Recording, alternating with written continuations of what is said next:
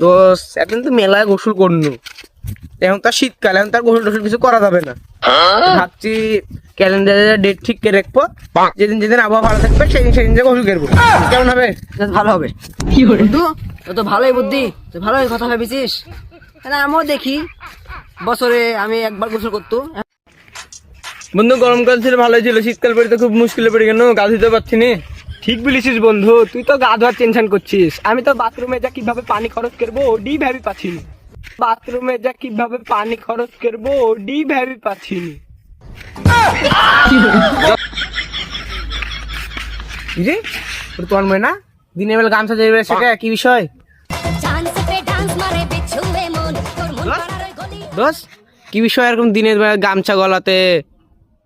এতদিন তো গরমকাল ছিল, গোসল করতে কোনো সমস্যা হয়নি। এখন তো শীতকাল পড়ে গেছে, গোসল করতে একটু অসুবিধা হচ্ছে, তাই আমি একটা বেরেন বাইকেছি। আমি তো কিরকম বেরেন তো জানি নাকি। এখন কি করেছি শুন, এখন হচ্ছে তো মেলা কেরি পানি গরম করেছি, ফ্রিজে রেখে দিছি। কেরি পানি গরম করেছি, ফ্রিজে রেখে দিছি।